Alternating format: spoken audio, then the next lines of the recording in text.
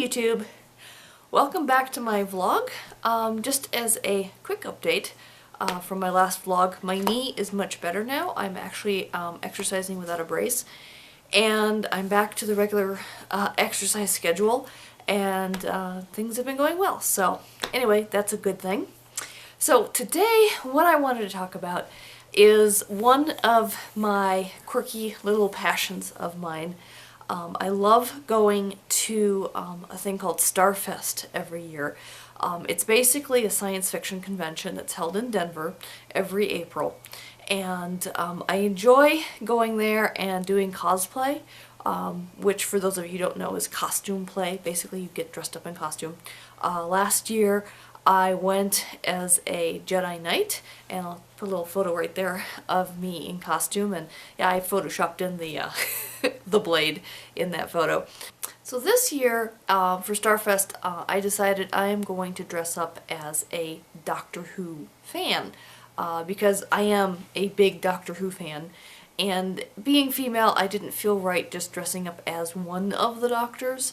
I could probably do something silly like that, but I actually wanted to get a little sillier, and what I'm doing is I'm incorporating different elements from as many of the different Doctors as possible. There's been 11 Doctors so far, and basically I'm going to be doing about 8 of them in my costume. So I've got a little list here of the costume that I'm putting together, and I'm starting to get most of the pieces together, although most of them are still shipping. I don't actually have them here yet, but for example, so Doctor Who number 2, which was Patrick Troughton, he had some very bold plaid pants. And I have those already, so let me show you those. So you can see here I've got some very bold plaid pants. They're not exactly like Patrick Troughton's plaid, but it was very difficult to find bold plaid in anything for women. Most of them are very subtle plaids and very, so for women's sizes, I have really wide hips. I'm not going to be able to fit into a pair of men's slacks. So I really needed to find something that was for women and in a bold plaid print. So that was the closest I could get. Doctor Who number 3, which was John Pertwee. What I'm going to be doing is his signature velvet or velour blazer, and he had them in many different colors. He wore red, blue, green, black, just he had many different colors, purple. And what I decided to do is I decided to get a dark red one. So I have one on order. I found one recently. And what I'll do then is also try and get the fancy ruffled shirt that he wore underneath it. I'm finding ruffled shirts online, but I'm not finding him with the ruffles on the cuffs too, which is also what he had. I may need to have a seamstress help me customize that. But anyway, so I'm going to basically do the John Pertwee look for the top. So then for Doctor Who number 4, well, everyone knows his scarf, so how can I not have a scarf? I've actually been crocheting a scarf for a while now, and it's almost long enough. So here is the scarf. I'm not going to do the full 16 feet length or whatever the original one was, because I'm not 6'4" like Tom Baker was. I'm only 5'4", so I'm not making it as long. I'm going to make it long enough so that I can get one nice loop around my neck and have it down on the ground without it trailing on the ground, because with his, I think he had it looped around twice and he still stepped on it. So I don't want to step on it and trip over myself. So I'm only going to make it long enough so that it hits just above the ankle, I think, with the tassels at the end. And then for Doctor Who number 5, he was famous for his cricket outfit, and trying to find his style of cricket outfit for women, just could not find any elements of his costume very easily online. So I've decided I'm just going to wear his celery stick ornament that he wore. That's an easy one, so I'm going to stick with that. For number 6, Colin Baker, he had obviously one of the wackiest of the Doctor Who costumes, completely custom made. So obviously was very difficult to think of anything from him that I can incorporate, but I'm going to just do his umbrella. He basically had a nice long kind of walking stick umbrella that was in rainbow colors. I don't remember if he also had the question mark handle or not. I know number 7, Sylvester McCoy did. And obviously that's going to be difficult, if not impossible, to find. So I'm just going to go with a big rainbow umbrella and leave it at that. Number 7, one of his signature looks, besides lots of question marks on his clothing, was his colonial Panama hat. That he had a red, I think it was red and black or red and blue paisley handkerchief wrapped around the top. And so I have ordered myself a hat like that, and I still have to find a paisley handkerchief. I'm having trouble finding one that's very similar to the one that he had because it had multiple colors in it. I may have to go with just a straight red paisley and leave it at that to put on there. So that's going to be that. Now, Doctor Who number 8, and his name escapes me for a second. Anyway, his costume, he was only in one basically episode, the Fox movie, and I think he had like a Victorian thing going on, and it was like a velour jacket similar to John Pertwee's. So I'm not really incorporating anything from his costume into my into my outfit. And then also number 9, Chris Eccleston. I apologize, Chris, but his costume really, I mean, for Doctor Who, it was a very unique Doctor Who costume in terms of being rather normal looking with the leather coat and the sweater and the slacks and things, and he actually looked really, really handsome. But not anything unique enough in any of his elements to really want to copy it. I mean, I could do a leather jacket, but I'm already doing the velour, so sorry, I can't do number 9.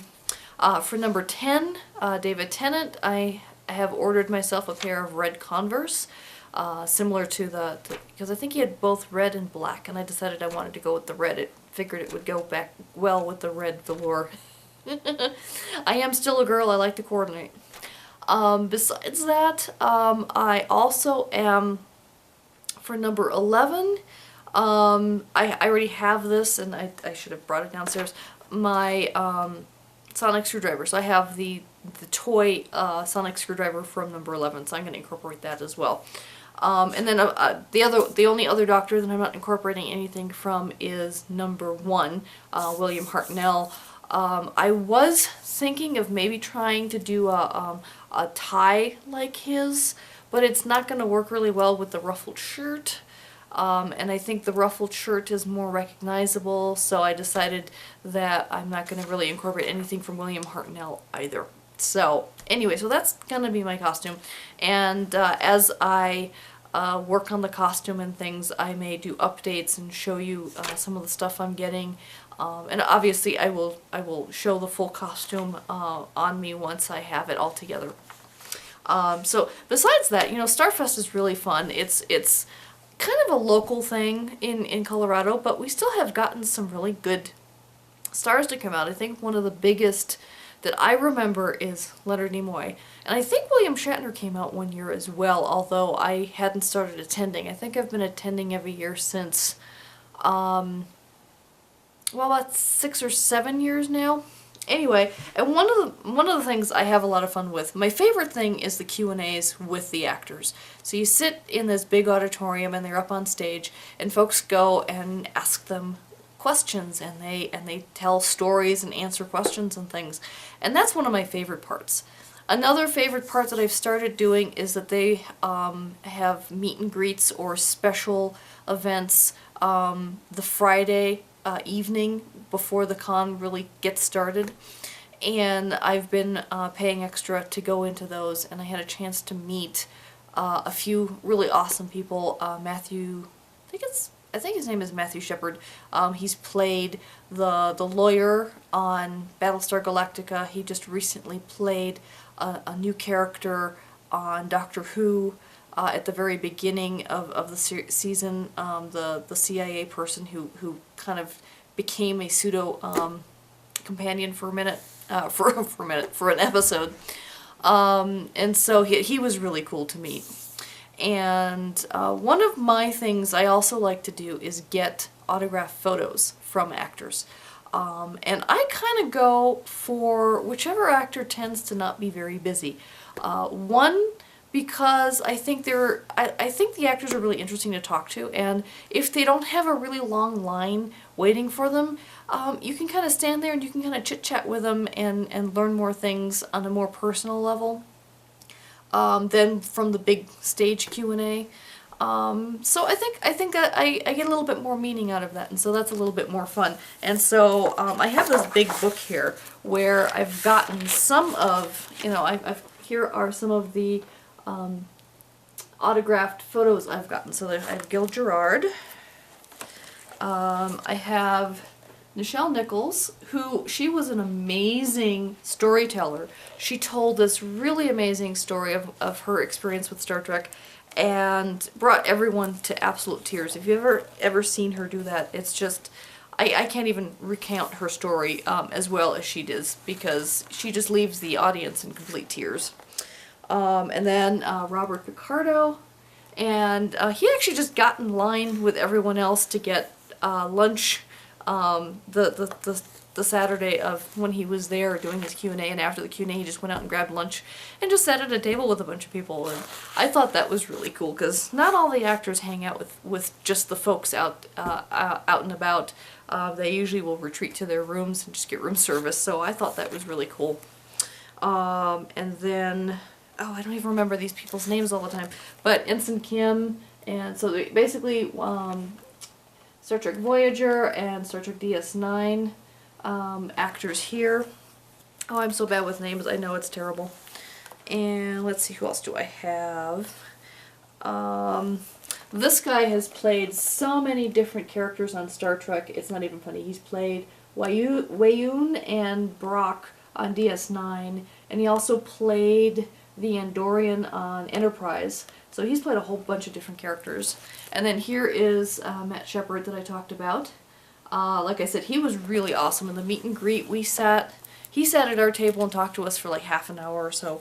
And so those are all the autograph photos I have to date. If I get whoever I get this year, I'll go ahead and show them as well after the con is over.